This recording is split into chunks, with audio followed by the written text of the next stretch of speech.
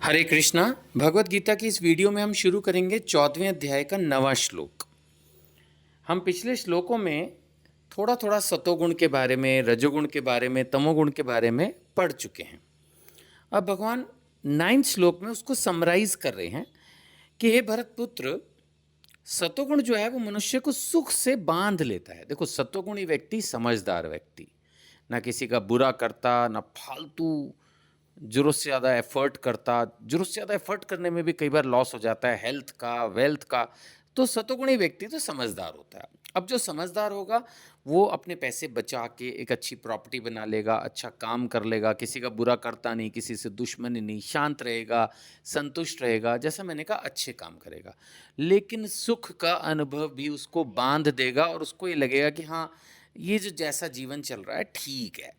ऐसे में उसको अध्यात्म के लिए हो सकता है प्रेरणा उतने अच्छे से ना मिले। लेकिन फिर भी सतोगुणी व्यक्ति तीनों में से सबसे ज़्यादा भक्ति की तरफ होता है। इसलिए सतोगुण में बस शुद्ध सतोगुण है। यानी मैं ये नहीं कह रहा कि तीनों में से सतोगुणी के लिए भक्त बनना सबसे मुश्किल है सबसे इजी उसी के लिए। वो करीब करीब भक्ति के लिए एलिजिबल कैंडिडेट है, ऐसे समझ लेते हैं। रजोगुणी भगवान कह रहे हैं सकाम कर्म में बांधता है खुद को। जो रजोगुण है वो व्यक्ति को क्योंकि नेचुरली उसको पैसा कमाना है ना। रजोगुणी व्यक्ति वही है कि जिसमें बहुत सारी काम इच्छाएं हैं, उसको बनना है कुछ जीवन में, बहुत ज़्यादा पैशन के साथ चलता है, ये चाहिए वो भी चाहिए। मैंने जैसे पहले डिस्कस भी किया, तो वो धन कमाने के चक्कर में लगा रहता है। वो बात भी इसमें भी अच्छी आई होती है कि ज़्यादा धन कमा लेता है तो कई बार अस्पताल है, स्कूल है, अनाथालय है, हैं विधवालय है, कई इस तरह की चीज़ों में वो दान भी दे देता है समटाइम्स।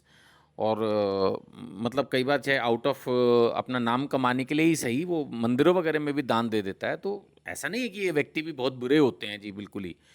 लेकिन हाँ, इनमें तो ये सबसे बड़ी प्रॉब्लम होती है कि इनकी दिमाग ये सोचती है हर वक्त कि कैसे पैसा कमाऊँ, कैसे क्या करूँ। तो ये भक्ति के लिए जो शांति से बैठकर, मतलब अगर उसको बोल दें 1 घंटा बैठ के भगवत गीता पढ़ ले, वो हंसने लग जाएगा। वो कहेगा अरे क्या बात कर रहे हो। तो ऐसे लोग तो कभी, अब 16 माला जो हम बोलते हैं गृहस्थों को कि 2 घंटे तो 16 माला जप करने में ही लगते हैं, ये तो कहेगा पागल हो आप लोग। इसकी इंपॉर्टेंस कोई नहीं समझ पाएगा रजोगुणी। वो कहेगा आप तो अपना जीवन खराब कर रहे हो, इतने में तो पता नहीं क्या क्या किया जा सकता है ना। जैसे कि वो रॉकेट बना के तो चला जाएगा मार्स पे, लेकिन वो इस तरह की बातें सोचता है कि पता नहीं क्या क्या कर क्या लेगा 2 घंटे में, ये नहीं पता। बट उसका दिमाग ये उसको समझाता रहे 2 घंटे माला में वेस्ट करने से अच्छा तो मैं पता नहीं क्या क्या कर लूँ। तो ये रजोगुणी व्यक्ति की प्रॉब्लम होती है कि वो सकाम कर्म, कोई ऐसा काम ही करेगा जिसमें लाभ हो। और तमोगुणी व्यक्ति, भगवान स्वयं कह रहे हैं कि मनुष्य के ज्ञान को ढककर उसे पागलपन से बांध देता है। पागलपन का मतलब क्या हुआ यहाँ पर? ऐसा नहीं कि वो कपड़े फाड़कर सड़क पे चिल्लाने लगता है। तमोगुणी व्यक्ति का पागलपन क्या है? जो नहीं करना चाहिए वो करता है और जो करना चाहिए वो नहीं करता है।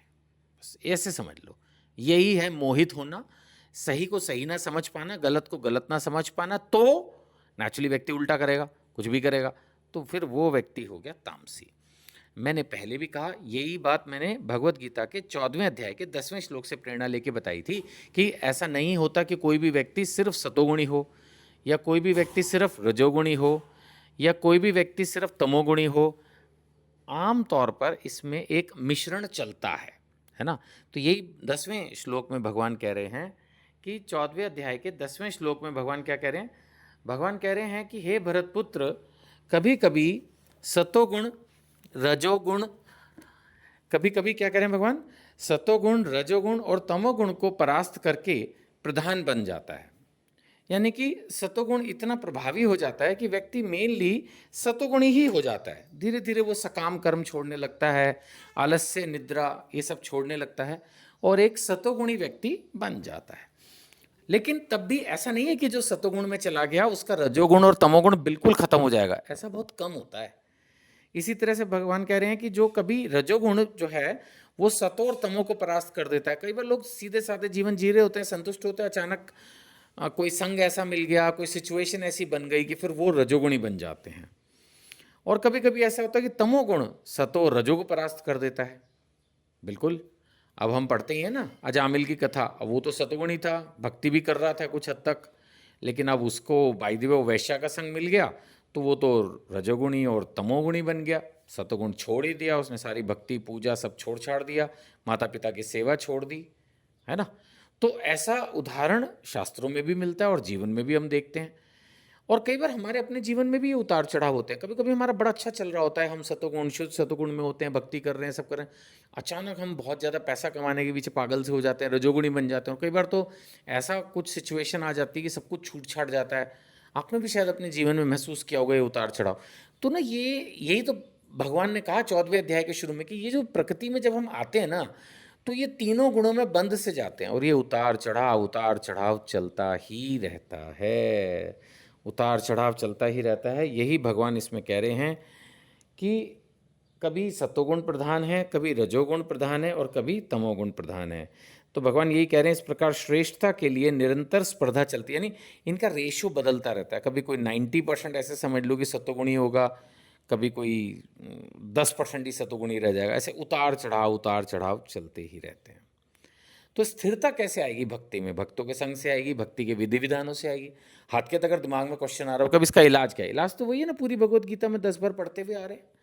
जो भक्ति के विधि विधानों को जब हम पालन करेंगे, भक्तों का संग करेंगे और सब इतनी बातें जो बताई हैं, तो धीरे धीरे हम सतोगुणी और शुद्ध सतोगुणी बनते जाएंगे। यही इलाज है और कोई इलाज नहीं है इसका। ठीक है जी। हरे कृष्णा।